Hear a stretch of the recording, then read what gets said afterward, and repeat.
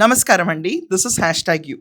YCP వాళ్ళ చరిత్ర గురించి రోజుకొకళ్ళు బయటకొచ్చి పుంకాలు పుంకాలుగా మాట్లాడుతున్నారు. ఈ వీడియో ఖచ్చితంగా చూడాలి. ఎందుకంటే వాళ్ళ నిజ స్వరూపం ఏంటనేది అందరికీ తెలుస్తుంది. Hero come comedian and character artist Ali ఒక ఇంటర్వ్యూలో ఇచ్చి చెప్పిన మాటలింటే వైసీపీ వాళ్ళు ఇలా వాడుకుని వదిలేసే బ్యాచా అన్న విషయం అర్థమవుతుంది. స్టార్టింగ్‌లో అందరిని పిలిచేవాడండి. నవంగన్న, ఆలన్న, దాని తర్వాత ఇంకోళ్ళు అన్న అనుకుంటా. ఒక్కసారి పవర్‌లోకి వచ్చిన తర్వాత తన విశ్వరూపం ఏంటో తను చూపిచ్చాడు. అదీ గాకుండా నెక్స్ట్ టైమ్ వై నాట్ 175 అని చెప్పి రెచ్చిపోయిన పోకడతో 11 స్థానాలకు పడిపోయిన జగన్మోహన్ రెడ్డి పార్టీ వాడుకుని వదిలేయడంలో ఎక్స్‌పర్ట్స్ అని అందరూ రియలైజ్ అయ్యారు. రైట్ ఫ్రమ్ బోరుగడ్డ అనిల్, దాని తర్వాత శ్రీరెడ్డి, ఈరోజు అలీ. అలీని వీళ్ళ బ్యాచ్‌తో కలపకూడదు ఇక్కడ. అలీ ఎప్పుడు నోరు పారేసుకోలేదు. ఇష్టం వచ్చినట్టు మాట్లాడలేదు. తనకంటూ హుందాగానే బిహేవ్ చేస్తాడు అలీ.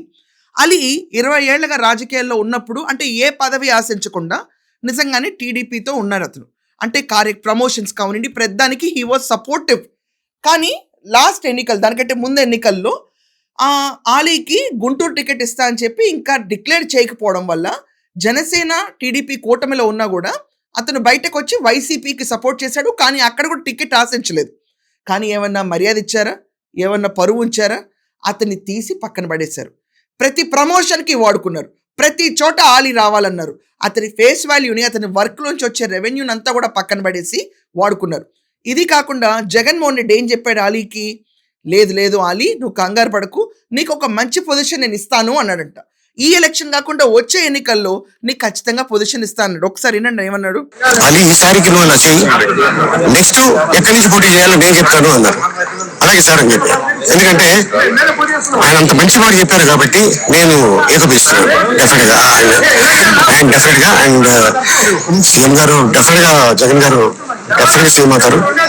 ఎందుకంటే ప్రజలు కొత్తదనం కోరుకుంటున్నారు. ఇంకా ఆయన యంగ్ బ్లడ్ గ్యారంటీగా బాగుంటుందని నేను అనుకుంటున్నాను. విన్నారు కదా, ఆ రోజు నీకు నెక్స్ట్ టైం టికెట్ ఖచ్చితంగా ఇస్తా అన్నాడు. కానీ ఇచ్చాడా? ఇవ్వలేదు. 5 ఏళ్ల పాటు పూర్తిగా నాకేశాడు, వాడేశాడు. అది రియలైజ్ అయిపోయాడు అలీ. అలీ ఇప్పుడు బయటకు వచ్చి ఏమంటున్నాడు వినండి. పని మానుకొని వచ్చి ఆ టైంలో ఎంత క్యాన్వాసింగ్ చేశా, ఇంత రికగ్నైజ్ ఉన్న నేను, ఇంత పేరు ఉన్న నేను, ఒక వర్గానికి చెందిన జస్ట్ కరేపాల తీసేస్తే ఎవరికైనా బాధ ఉండదు. ఆ బాధ నేను చాలా చూసా పొలిటీషియన్ తీసుకున్నా. నాకు ఫుడ్ పెట్టింది సినిమా, రాజకీయం కాదు, ఏ పొలిటీషియన్ కాదు. సో అట్టాగా నేను వద్దు అనుకున్నా, డెసిషన్ తీసుకున్నా. చూసారు కదా, ప్రచారం అప్పుడు అంతగా వాడుకుని చివరికి ఏ పొజిషన్ ఇవ్వకుండా. అది కాకుండా జగన్మోహన్ రెడ్డి వచ్చే ఎన్నికల్లో అంటే 2024 ఎన్నికల్లో కూడా తనకి సీట్ ఇస్తా అన్నాడు, ఇవ్వలేదు. సో ఇలా నేను నా సినిమా ఫీల్డ్ నాకు భోజనం పెట్టింది, నేను అదే చేసుకుంటాను, ఇంకా నేను ఈ రాజకీయాలకు దూరంగా వెళ్ళిపోతున్నాను. దాని ముందు 20 సంవత్సరాలు, తర్వాత వైసీపీలో 5 సంవత్సరాలు ఆలీకి తల పండిపోయింది.